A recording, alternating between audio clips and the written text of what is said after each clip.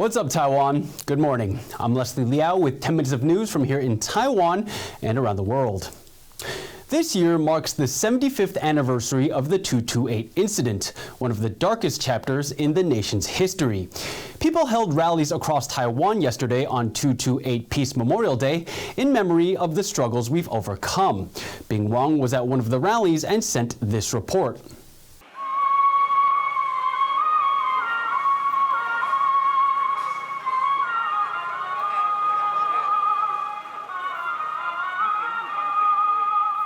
White sheets of fabric stretch across this 228 rally in Taipei. It's a stark reminder that February 28th is not just about remembering the brutal crackdown on anti-government protesters back in 1947. The material represents the ensuing decades of authoritarian rule known as the White Terror period. This rally is just one of many being held across the nation to commemorate the 75th anniversary of 228. In the northeastern port city of Keelung, President Tsai Ing-wen reaffirms her commitment to protecting Taiwan's democracy. 一个团结的国家才能面对变局，克服挑战。作为总统，团结台湾，保卫民主是我的责任。 Taiwan has shed its authoritarian past. Now the country wants to ensure this dark period in history won't be forgotten. For decades, rallies like these would have been suppressed during martial law. Authoritarian rule in Taiwan lasted for 40 years in what's become now known as the White Terror period. Any mention of the 228 incident could get people thrown in prison. While Taiwanese people no longer feel threatened by their own government, they remain wary of potential threats to their way of life coming from outside of Taiwan. We are encountering more and more different threats, like the internet threats and fake news, but still I believe in Taiwanese people we have enough strength, enough wisdom to face this. People at the rally are also standing in solidarity with Ukraine as the Eastern European country resists a Russian invasion. 我们当然是希望和平嘛，对，所以现在我拿着这个国旗，就是为了要站在乌克蘭這邊，我反對俄羅斯入侵，打破和平這個現狀。 In the southern port city of Kaohsiung, Mayor Chen Chi-mai has also offered his support for Ukraine and says people need to work together for peace. 高雄灯会也以蓝黄光来表达我们对于乌克兰人民的一个支持。那我相信，在今天的228里面，我想人类的自由跟民主，都不是从天上掉下来。 As wars continue to unfold in countries far away from Taiwan, 228 Peace Memorial Day serves as an important reminder of Taiwan's own authoritarian past and of the people who fought for the nation to become the fully fledged democracy it is today. Alex Chen and Bing Wang for TaiwanPlus. How is Taiwan trying to come to terms with the 228 incident? TaiwanPlus's Yin Kavat spoke with Academia Sinica's Professor Peng Ren-yu, a commissioner on the government's Transitional Justice Commission. She asked what it would take for Taiwan to move on from its painful past. Only the victim, the survivors, and their families can decide whether or not they are going to forgive the aggressors. And also, I think it's our responsibility to build up or to provide the social conditions that are necessary for them to prepare the path toward the forgiving. And I think for the survivors and their families to really be prepared to say they are ready to forgive, you need the aggressor or the representatives of the former regime to show a sincere apology, and they need also a social recognition of their suffering. For years, schools in Taiwan have tiptoed around the topic of the 228 incident. The massacre and the decades of violence and oppression that followed were just often reduced to a few paragraphs in textbooks. But one social studies teacher at a primary school in New Taipei City is helping her students stand face to face with history. Peachy Zhuang has the story. 那个时候是感到属神最靠近自己的时候了。 How do you teach children about the darkest moments in your country's history? in this classroom in New Taipei City.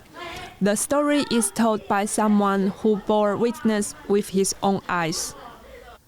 92-year-old Cai Kunlin is talking about his experience of being taken from his home and spending 10 years in jail for what were seen as political crimes. A class of 6th graders at Lujiang Elementary School listens intently. 被叫到名字的时候，人说一遍了，就说啊，知道今天就要被杀了哦。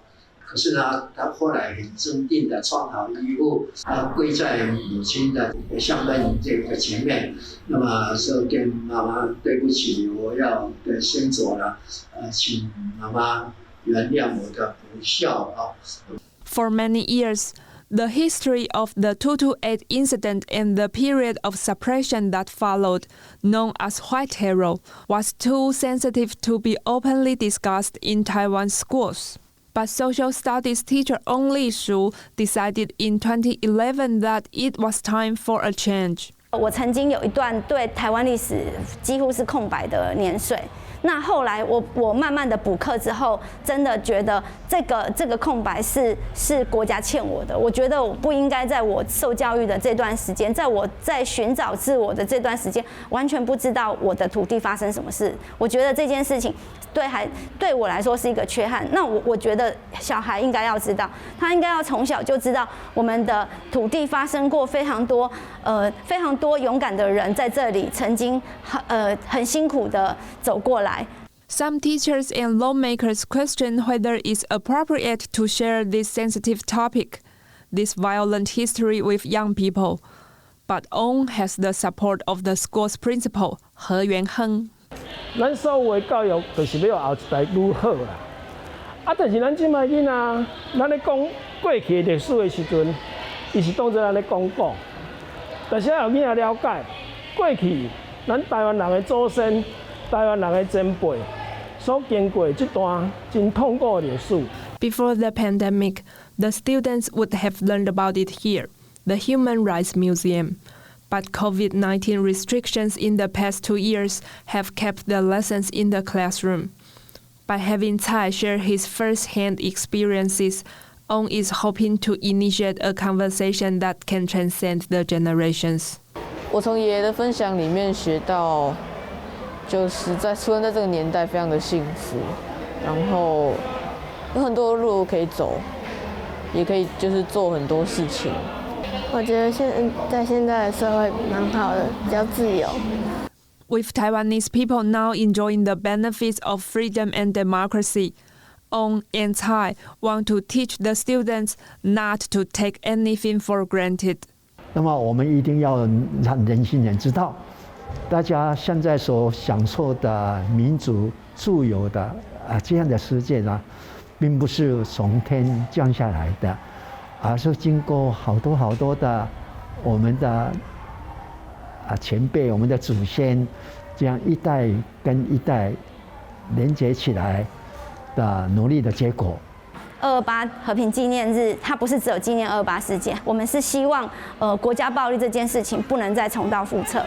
228纪念日就是要我们记得我们的身世，然后感受到之前的人勇敢的人给我们的力量，对，好好的有坚定的走下去，对，然后守护民主。Today, the seeds of democracy have taken root in the soil of Taiwan's dark past, and it's the efforts of people like Ong and Cai who are making sure it thrives, and ensuring these students know how to care for it for generations to come. Rick Yi and Peachy Zhuang for TaiwanPlus. Thank you for watching What's Up Taiwan. I'm Leslie Liao. Remember to download the TaiwanPlus app for more stories from Taiwan and around the world. We leave you with images from the Lantern Festival in Tainan's Yuejin Harbor, lit up in the colors of the Ukrainian flag in a sign of solidarity. Have a great day, take care, and see you next time.